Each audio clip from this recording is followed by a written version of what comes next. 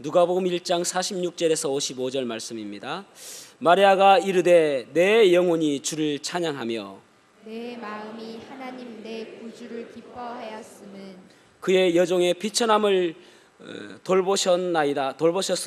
보라, 이제 후로는 만세에 나를 복이 있다 일컬으리로다. 능하신 이가 큰 일을 내게 행하셨으니 그 이름이 거룩하시며 긍휼하심이 두려워하는 자에게 대대로 이르리로다. 그의 팔로 힘을 보이사 마음의 생각이 교만한 자들을 흩으셨고 권세 있는 자를 그 위에서 내리치셨으며 비천한 자를 높이셨고 줄이는 자를 좋은 것으로 베푸셨으며 빈손으로 보내셨도다. 그 종 이스라엘을 도무지 긍휼히 여기시고 도우사 긍휼히 여기시고 기억하시되 말씀하신 것과 같이 아브라함과 그 자손에게 영원히 하시리로다 하니라. 아멘. 착석하시겠습니다. 크리스마스 하면은 무엇이 생각나는가라고 한다면은 어린아이들은 아마 산타클로스 할아버지를 제일 기대를 하고 생각난다고 하지 않을까 싶습니다. 또 어른들은 무엇이 생각나는가 하면은 어떤 사람들은 크리스마스 트리를 생각할지도 모르겠습니다. 저기 시청 쪽에 가니까 아주 트리를 아주 아름답게 해놨더라고요. 그런 것들이 크리스마스인 것처럼 생각하고 있지는 않는가 싶습니다. 그런데 저는 제가 구원받고 나서 이 성탄절은 기쁨의 날입니다. 예수님께서 나를 위해서 이 땅에 오신 가장 큰 기쁨의 날. 그래서 누가복음 2장 10절에서 11절에 보면은 천사가 이르되 무서워하지 말라. 보라, 내가 온 백성에게 미칠 큰 기쁨의 좋은 소식을 너희에게 전하노라. 오늘 다윗의 동네에 너희를 위하여 구주가 나셨으니 곧 그리스도 주시니라. 아멘. 구주가 나신 것이 가장 큰 기쁜 날이다. 그렇게 지금 말씀하고 있습니다. 이것이 첫 번째 성탄절의 모습입니다. 요한복음 15장 11절에도 보면은 내가 이것을 너희에게 이름은 내 기쁨이 너희 안에 있어 너희 기쁨을 충만하게 하려 함이라. 아멘. 우리에게 기쁨이 충만하게 하려 한다. 그렇게 예수님께서 말씀하고 있습니다. 여러분, 예수님 믿는데 기쁨이 있으십니까? 여러분, 이 성탄절이 정말 메리 크리스마스입니까? 아니면 워리 크리스마스입니까?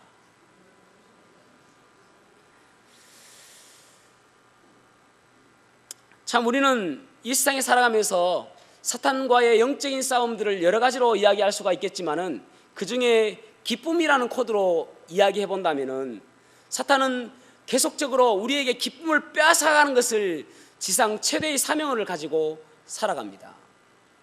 어떻게 하면 내 기쁨을 빼앗아갈 것인가? 그런데 우리는 이 기쁨을 빼앗기지 않으려고 하는 것이 영적인 싸움인 것입니다. 우리의 환경을 보면 기뻐하지 못할 수도 있습니다. 또 우리의 상황도 기뻐하지 못할 수가 있습니다. 그럼에도 불구하고 주님께서는 우리에게 기뻐하라 라고 말씀하고 있습니다. 사단은 계속적으로 이래도 기뻐할래 라고 이야기하지만 그래도 기뻐해야 하는 것입니다. 우울하고 침울하게 만드는 이 악랄한 사탄의 공격에서 우리는 기쁨을 쟁취해 내 가야 되는 것입니다. 흑사병이 14세기에 유럽 전역에 휩쓸었습니다. 그래서 유럽 전체의 절반 인구가 이 흑사병으로 목숨을 죽었습니다. 무서운 전염병이죠. 심지어는 섬나라인 영국에까지도 이 흑사병이 창궐했습니다. 1346년 성탄절 어느 날 이 흑사병 때문에 사람들은 다른 사람들과 접촉하는 것도 두려워하고 성탄절임에도 불구하고 그들은 문을 꼭꼭 잠그고 아무도 나오지 않았습니다. 점점 밤은 깊어가고 성탄절임에도 불구하고 어둡고 또 절망적인 그러한 날이 지나가고 있었습니다. 그런데요, 서너 명의 청년들이 런던의 한 거리에서 갑자기 울려 퍼지는 노래가 있었습니다. 기쁘다 구주 오셨네, 만백성 맞아라, 온 교회여 다 일어나, 다 찬양하여라, 다 찬양하여라. 이 서너 명이 처음에 이야기 찬양을 하고 있으니까 처음에는 문을 꽁꽁 닫고 있던 이 사람들이 점점 한 사람씩 한 사람씩 문을 열고 나와서 같이 노래를 하는 거예요. 기쁘다 구주 오셨네. 이 흑사병도, 그 절망적인 상황도 그들은 이 성탄절 때문에 다시 한번 기쁨을 노래하게 되었던 것입니다. 여러분, 오늘날 우리 사회를 보면 얼마나 기뻐하지 못할 일들이 많습니까? 북한은 다시 핵무기를 장착해서 이 크리스마스 선물을 보내겠다라고 위협하고 있습니다. 국회는 어떻습니까? 극과 극의 대립으로 인해서 지금도 싸우고 있습니다. 참 우리가 볼 때에 암울하고 어둡죠. 그것뿐입니까? 우리 아이들 보십시오. 그 아이들 보면은 참 안타까운 것은 6년간 초등학교 때 공부하고 중학교 3년, 고등학교 3년 총 12년을 공부해서 대학 입시에 올인합니다. 그래서 이것을 전쟁이라고 이야기하잖아요. 입시 전쟁. 그 입시라는 그 무서운 괴물 앞에서 우리 아이들이 기뻐하지 못합니다. 그렇다면 대학에 가면 기뻐할 수 있습니까? 또 졸업할 때가 되어지면은 취업 걱정 때문에 또 기뻐하지 못하게 되어집니다. 그러면 취업하면 기쁩니까? 취업되어지면 또 결혼을 해야 되는데 결혼 대상자를 찾는데도 무척이나 우리의 기쁨을 빼앗아가기도 하고, 결혼 대상자를 찾았다 하더라도 집을 구하는데 또 어려워서 우리의 기쁨을 빼앗아가게 하는 경우가 얼마나 많은지 모릅니다. 우리는 기뻐할 수 없는 조건들이 너무나도 많습니다. 그런데 성경에서는 우리에게 기뻐하라고 이야기하거든요. 여러분, 바울 사도를 보십시오. 바울 사도는 이렇게 자기의 상황을 이야기합니다. 고린도전서 4장 11절에서 13절 말씀을 같이 한번 읽어보겠습니다. 고린도전서 4장 11절에서 13절 말씀입니다. 시작. 바로 이 시간까지 우리가 줄이고 목마르며 헐받고 매맞으며 정처가 없고 또 수고하여 친히 손으로 일을 하며 모욕을 당한즉 축복하고 박해를 받은즉 참고 아멘. 비방을 받은즉 권면하니 우리가 지금까지 세상의 더러운 것과 만물의 찌꺼기 같이 되었도다. 아멘. 바울은 이런 어려운 상황 속에 있으면서도 불구하고 빌립보에 보면은 그는 감옥에 갇혀 있으면서도 항상 기뻐해라 그렇게 말씀하고 있습니다. 사단이 아무리 기쁨을 빼앗으려고 노력한다 할지라도, 그래 기껏 나를 감옥에 가두는 것 외에는 네가 할 수 있는 것이 무엇이냐, 나는 그래도 기쁘다 라고 이야기하며 빌립보 성도들에게 항상 기뻐해라 라고 말씀하고 있는 것입니다. 여러분, 우리가 기뻐할 수 있는 비결이 무엇입니까? 기뻐할 수 있는 비결은 기쁨의 원천이 무엇인지, 기쁨의 비결이 무엇인지를 깨달아야 그 어떤 상황 속에서도 기뻐할 수가 있는 것입니다. 오늘 본문의 말씀 보십시오. 바리아는 처음에는 하나님 말씀을 두려워했다라고 말씀하고 있습니다. 그런데 하나님 말씀을 듣고 그 놀라운 일을 바라보고 그가 기뻐하면서 부르는 찬미, 노래가 오늘 본문의 말씀입니다. 이 1장 46절에서 49절에 보면은 세 번역으로 제가 읽어볼게요. 그리하여 마리아가 말하였다. 내 영혼이 주를 찬양하며 내 마음이 내 구주 하나님을 좋아함은 그가 이 여종의 비천함을 보살펴 주셨기 때문입니다. 이제부터는 모든 세대가 나를 행복하다 할 것입니다. 이제부터는 모든 세대가 나를 행복하다 할 것입니다. 한번 따라해 보시겠습니다. 이제부터는 모든 세대가 나를 행복하다 할 것입니다. 아니, 이거면 되잖아요. 그죠? 다른 사람들이 바라보면서 당신 참 행복하겠습니다. 그 어려운 상황 속에서도 당신 행복하게 보입니다. 이거면 된 거 아닙니까? 저는 저와 여러분이 다른 사람들이 바라보면서 당신은 어떤 비결이 있길래 그 어려운 상황 속에서도 이렇게 행복해 보입니까? 그렇게 질문하는 삶이 되었으면 좋겠습니다. 저는 개인적으로 참 부담이 있는 것이 무엇이냐면은 우리 아이들이 저를 바라보면서 어떻게 생각할까 하는 그런 부담이 있습니다. 저는 사실 행복하거든요. 눈이 좀 잘 보이지 않아도 행복하고요. 또 예전에는 여러 가지 취미를 갖기도 했었습니다. 뭐 축구하는 것도 좋아했고, 탁구 치는 것도 좋아했고, 또 뭐 당구 치는 것도 좋아했고, 영화 보는 것 여러 가지 좋아했었습니다. 그런데 지금은 아무것도 재미없어요. 지금은 교회가 제일 좋습니다. 그래서 월요일날 쉬는 날에도 교회 오고 항상 교회 옵니다. 아침 7시 30분이면 교회 옵니다. 왜냐하면 저는 교회에서 있는 것이 쉬는 것이고, 교회에서 말씀 보고 말씀 듣고 또 뭐 여러 가지 강의도 듣고, 이것이 저의 행복이에요. 그래서 우리 아이들이 저를 바라보면서 야, 아버지는 저렇게 왜 이렇게 힘들게 살까라고 하는 것보다도 야, 우리 아버지 참 행복하게 산다, 그런 마음을 가지면 좋겠다는 생각이 들어요. 그렇게 보여졌으면 좋겠습니다. 지금 저는 안 물어봤습니다. 너희들 내가 어떻게 보이니? 그렇게 안 물어봤어요. 아마 행복하게 보인다고 할 것 같아요. 아니, 그 이유가 무엇입니까? 제가 그렇게 이야기할 수 있는 비결은 무엇이냐면은 제 마음에 예수 그리스도 때문이에요.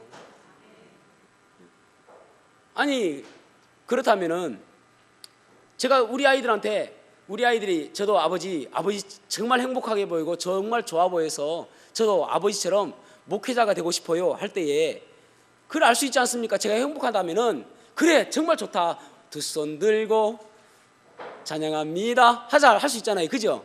그런데 예를 들어서 제가 정말 불행하고 정말 힘들고 이것이 너무나도 힘들다면은 제 아이들이 아버지 제가 목회자 되고 싶어요. 아이고, 하지 마라, 이 길이 얼마나 힘든데, 그렇게 말리지 않겠습니까? 아무나 가는 거 아니다, 그렇게 하지 않겠어요? 그런데 이 길이 너무나도 힘든 것보다도 그 힘든 것을 다 커버할 수 있는 것이 무엇이냐면은 행복감이에요. 가장 귀하다는 생각이 들기 때문에 저 아이 3명 다, 한 명은 여자입니다. 여러분 착각하지 마세요. 3명 다 목사가 되어지고 사모가 되어진다고 할 때에 정말 박수치며 환영해 주고 싶을 일입니다. 여러분, 우리의 삶 속에서 이 기쁨이 사라지면은 아무것도 아닌 거예요. 그래서 우리의 인생 속에서 기쁨을 가지고 살아가는 저와 여러분이 되었으면 좋겠습니다. 오늘 본문의 말씀을 가지고 메리 크리스마스라는 제목으로 말씀을 나누겠습니다. 월이 크리스마스 아니에요. 메리 크리스마스라는 제목으로 말씀을 나누겠습니다. 첫 번째로는 그분의 이름 때문에 우리는 기뻐할 수 있습니다. 뭐라고요? 그분의 이름 때문에. 어느 왕이 그 나라의 여러 곳곳을 돌아다니면서 이제 시찰하는 과정 속에서 시골에 갔는데 한 예쁘고 아주 착하게 생긴 아리따운 처녀를 만났습니다. 너무 아름다운 거예요. 너무 착해 보이는 거예요. 그래서 이제 그 왕궁에 다시 돌아와 가지고 신하들에게 이야기했습니다. 그 시골에 갔을 때 그 이쁘고 착한 그 처녀 같이 생긴 그 아가씨 있지, 김치문. 내가 그 결혼하고 싶어. 그렇게 이야기했습니다. 왕궁으로 데려왔으면 좋겠다라고 이야기했습니다. 그러자 신하들이 만류합니다. 아닙니다. 아니, 왕의 신분이 있는데 어떻게 천민하고 결혼할 수 있습니까? 그것은 되지 않습니다 라고 이야기했습니다. 그래, 왕궁으로 데려오기 어렵다면은 그러면 내가 시골에 가서 식을 올리고 다시 데려올게 하니까 신하들이 또 만류합니다. 그것도 안 됩니다. 왕은 왕입니다. 신분이 귀족입니다. 어떻게 천민하고 결혼할 수 있다 말입니까? 반대하는 것입니다.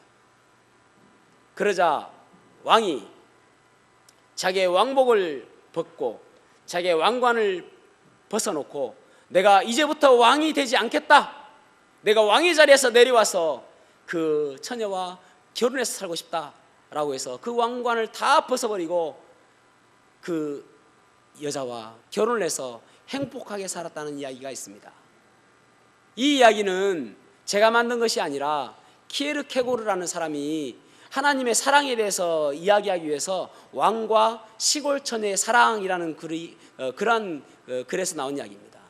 여러분, 하나님께서는 우리를 사랑하셔서 예수 그리스도를 이 땅에 보내주셨습니다. 그분은 하나님의 아들이십니다. 하나님이십니다.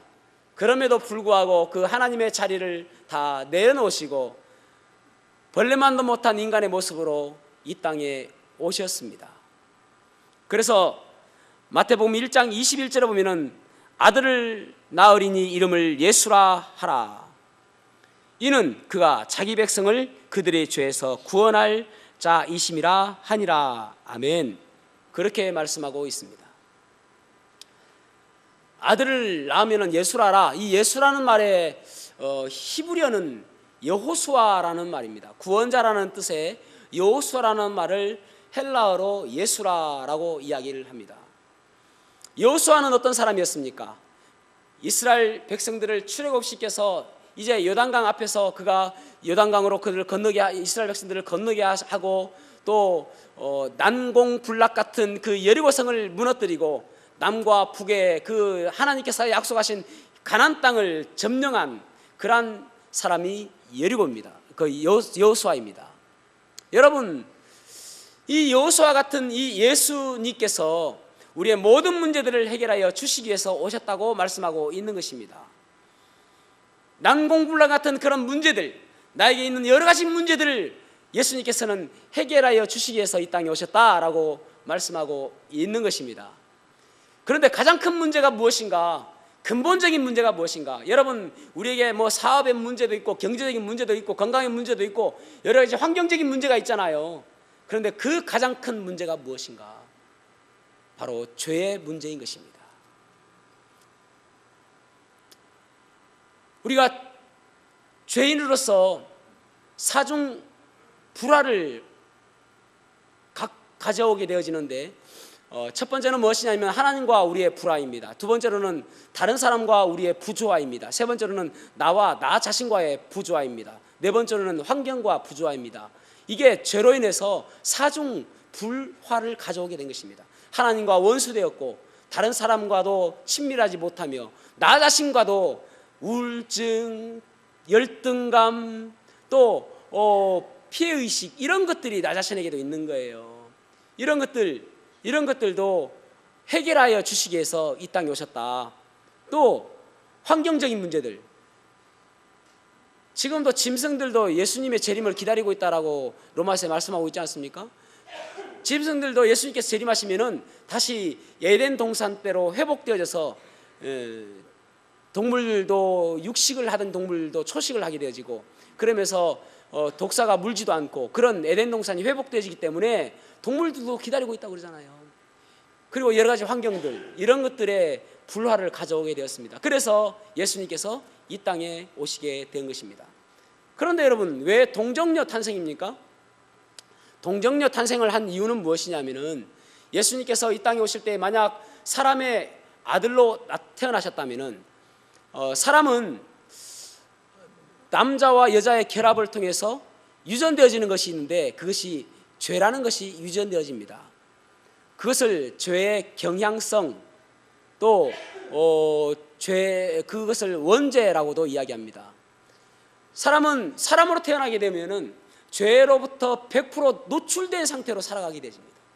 죄를 짓지 않을 수 없는 그러한 상태로 살아가는 것이 사람입니다. 그래서 예수님께서 사람의 아들로 태어나신 것이 아니라 단지 그 천의 태를 이용하셔서 태어나신 그것이 바로 예수님의 모습인 것이죠.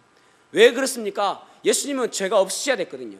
그리고 33년 동안 죄가 없이 사셔야 그가 우리의 죄를 대신해서 대속제물로서는 흠이 없고 병들지 아니한 그 아무런 결점이 없는 그러한 제물로서 사용되어지기 위해서는 죄가 없어야 됐거든요.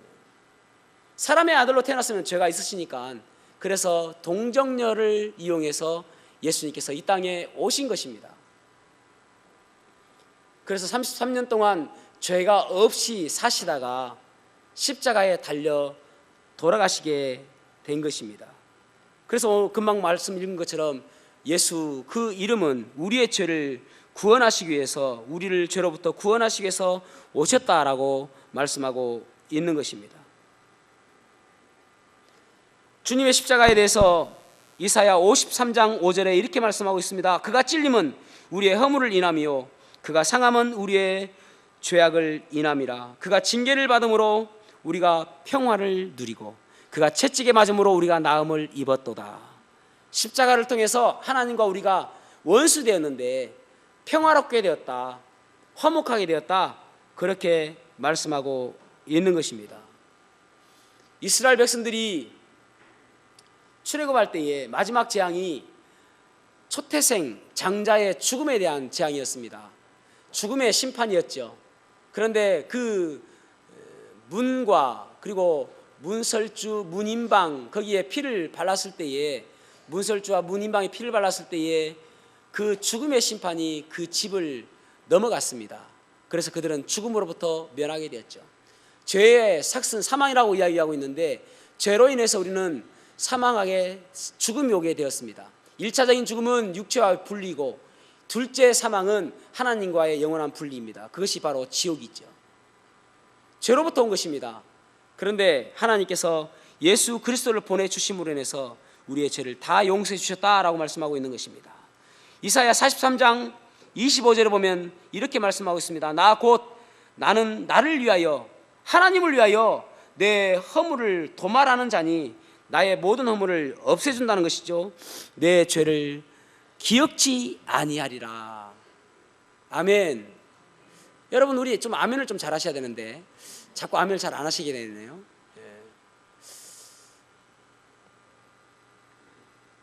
아멘 이야기를 한번 해야 되겠네. 오랜만에 어떤 사람이 천국에 갔는데 베드로가 축복의 떡을 막 던져주고 밑에 던져주고 있더라는 거예요. 그래서 가만히 보니까 이 예배를 드리면서 아멘 할 때마다 축복의 떡이 탁 들어가더라는 거예요. 그런데 놀랍게도 어떤 사람은 입 다물고 있으니까 옆에 사람이 아멘 아멘 하면서 두 개를 딱 먹더라는 것입니다. 아멘 잘 하셔야 됩니다. 축복의 떡이 넘어갑니다. 또 안 하면 다시 한번 이야기 드릴게요. 우리의 죄를 도말하시고 우리의 허물을 도말하시고 우리의 죄를 기억지도 아니하신다. 이 말을 신학적인 용어로 뭐라고 이야기하면 칭의라고 이야기합니다.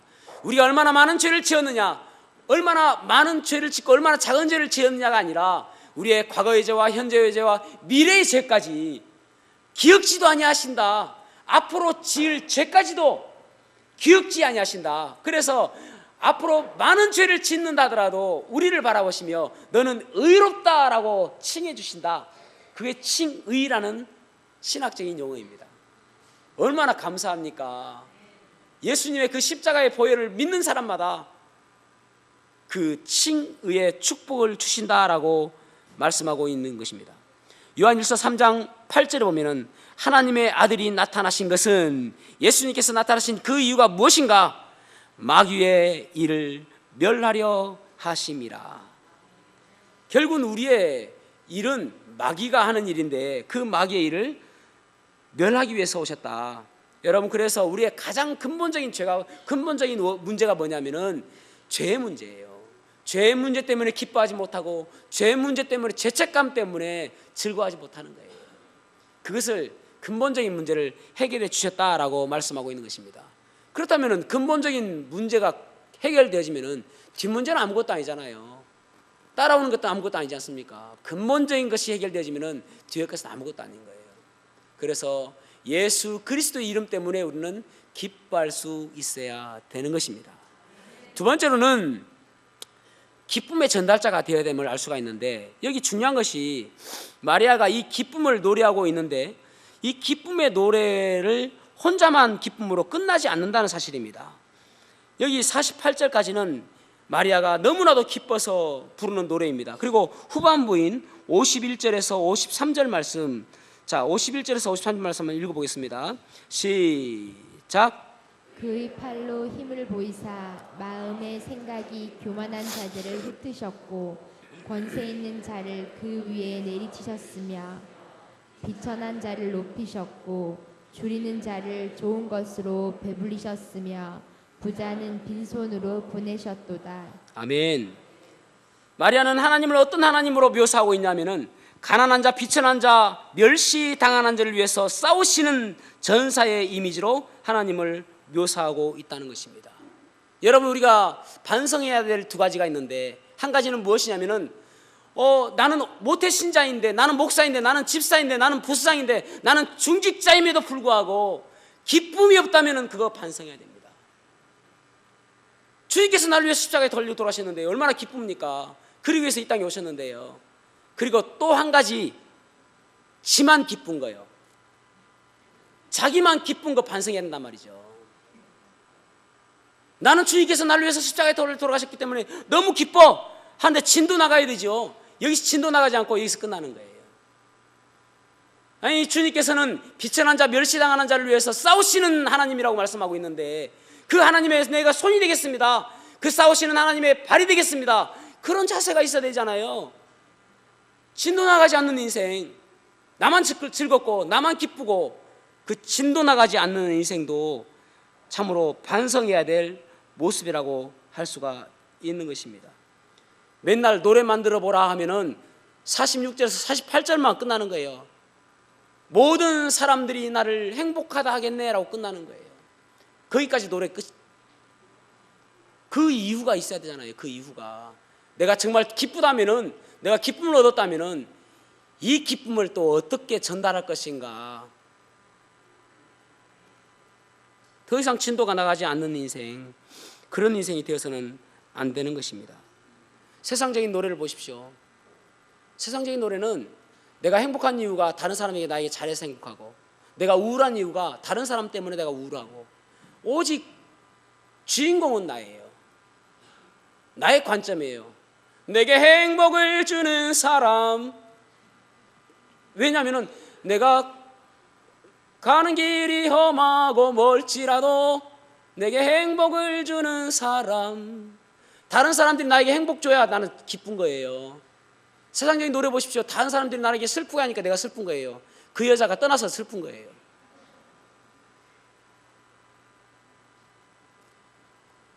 다 관점이 나에게 있지 않습니까? 48절에서 끝나는 그러한 인생 아닙니까? 48절까지 기쁨이 있다면 진도 나가셔야 됩니다. 여기서 끝나는 것이 아니라 주님께서 비천한 자를 위해서 싸우시고 멸시당하는 자를 위해서 싸우신다면은 내가 하나님의 손과 발이 되어서 그 비천한 사람 돌보고 그 멸시당하는 사람 돌보는 그러한 삶 살기를 원합니다. 그렇게 우리가 해야 되는 것이죠. 여러분, 세상 보십시오. 세상은 자본주의 사회에서는 오병이어를 보면은 어떻게 하면 내가 5,000명을 먹일 수 있는 그 5,000명분을 내가 어떻게 하면 끌어모을까, 그렇게 생각하는 사람이 얼마나 많은지 몰라요. 그래서 세상은 5,000명분을 끌어모으려고 노력하며 살아가는 사람과 5,000명을 먹이는 축복된 인생 두 가지인 거예요. 여러분은 어떠한 인생이 되고 싶으십니까? 다른 사람들에게 나눠주고, 여러분, 오늘날 우리가 다 그렇지는 않겠지만은 대부분 많은 사람들이 풍족하게 살아가잖아요. 그렇다면은 우리의 모습에서 좀 남는 거 있으면은 좀 돌보고, 그죠? 그거 은행에 넣어가지고 이자 받아 먹으려 생각하지 마시고. 저는 요즘에 우리 교회를 보면은 참 안타까운 것이 무엇이냐면은 그거예요. 우리가 그 드리는 부분에 있어서 뭐 11조에 하나님께서 떼어 놓으라고 하셨으니까 당연히 드리는 거 아닙니까? 11조도 안 하시면 안 되잖아요. 그런데 그거 말고 성경금은 11조나 다른 헌금들은 우리 교회 운영을 위해서 사용하거든요. 우리 교회 뭐 사역자들 사례비나 또 교회 운영하는 데 사용된단 말이죠. 그런데 성경금은 우리 교회는 전혀 사용되지 않고 100% 좀 어려운 선교사님들, 또 아직 미자립 교회, 개척교회를 위해서 우리가 드리거든요. 그분들은 그것 때문에 참 한 달 살아간다고 해도 과언이 아닙니다. 그런데 올 한 해 참 우리 교회가 성경금이 많이 줄었어요. 그래서 올 한 해 동안 조금 못 드린 곳도 있고, 중간에 또 몇몇 교회나 몇몇 선교사님들은 또 자르기도 하고, 그래서 다 못 드렸어요. 처음부터 시작했던 그것을 다 못했습니다. 솔직히 너무나도 안타까워요. 우리 교회 정도 되면은 좀 미자립 교회 좀 돌보고, 개척 교회 좀 돌보고, 선교사님 돌보고, 그런 교회는 되어야 되지 않겠습니까? 이 성탄절에 우리가 한번 생각해 보자는 것입니다. 저는 참 개인적으로 그런 마음이 있어요. 성탄절이나 명절 때에 개척 교회나 또 미자립 교회에 성경금 외에도 조금 더 격려의 시간이 됐으면 좋겠다 하는 그런 마음이 있습니다. 그것은 고사하고 월 드리는 것도 다 못하고 있다니까요. 참 안타깝죠.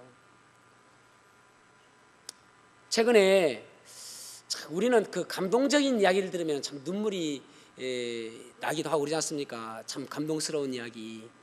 최근에 제가 참 감동스러운 뉴스를 보면서 저도 눈물이 난, 가슴이 멍한 그런 뉴스를 본 적이 있습니다.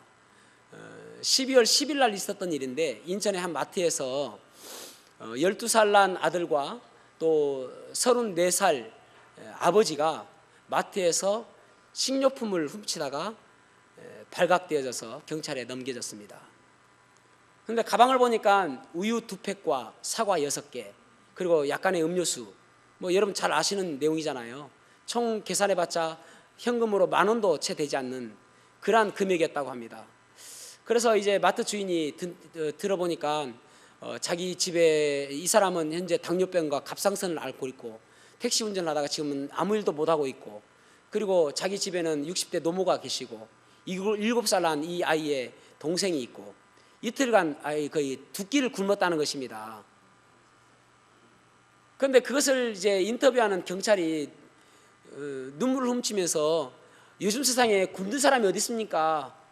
안타까워하더라고요. 그래서 그 사람이 이제 이 경찰이 이 2끼를 굶었다고 하니까 이 사람들을 데리고 가가지고 국밥집 가서 국밥을 사준 겁니다. 그런데 여기서 더 놀라운 것은 한 노신사가 와가지고 흰 봉투를 하나 탁자에 던져주고 그냥 가버린 거예요. 그 안에는 보니까 20만 원. 그래서 사연인즉슨 보니까 마트에서 이제 경찰이 와서 뭐 이렇게 이야기하는데 자기의 딱한 사정을 이야기하고 막 그 아버지가 부들부들 떨면서 한 번만 용서해달라고 이야기하고, 그 모습을 가만히 보고 있던 이 그 노신사가 결국은 국밥집까지 따라가는 걸 보고 현금 인출기 가서 20만 원 찾아가지고 가서 이제 도왔다는 거 아닙니까? 그래서 나중에 뭐 찾아가지고 표창장을 하고 감사장을 주고 뭐 그런 것이 있던데, 그것을 보면서 이제 제 마음이 멍해지더라고요. 눈물이 질끔 나면서. 여러분, 우리들도 다 그러잖아요. 감동적인 이야기를 들으면은 내가 그 자리에 있으면 나도 그렇게 했을 텐데 라는 그런 마음 얼마나 많이 듭니까? 그런데 정작 그런 마음은 많이 뉴스를 통해서 들으면서는 하는데 사실 그렇게 하지 못하는 거예요. 그게 그리스도인의 모습이 아닌 것입니다. 나만 기뻐하는 거예요. 나만 좋아하는 거예요. 나만 행복해하는 거예요. 그래서 여러분, 청소년 여러분, 꿈꾸셔야 됩니다. 빌 게이츠처럼 갑부가 되는 것이 꿈꾸는 것이 아니라, 빌 게이츠처럼 갑부가 되는 것 그 이전에 기부가 되는, 기부왕이 되는 그런 꿈꾸셔야 돼요. 워렌 버핏이나 뭐 록펠러나 또 카네기나 또 뭐 워너메이크나 그 많은 사람들이 수많은 갑북 대열에 있었지만은 그 모든 사람들은 기부왕이었어요. 성경금은 그런 것입니다. 기부하는 거예요. 도와주는 거예요. 어려운 사람들. 저는 저와 여러분이 성탄절 때에 나만 기뻐하는 것이 아니라, 물론 우리가 기쁨을 되찾아야겠죠. 그러나 그 기쁨을 다른 사람들에게도 나눠줄 수 있는 그러한 풍요로운 마음이 들었으면 좋겠습니다. 기도하시겠습니다.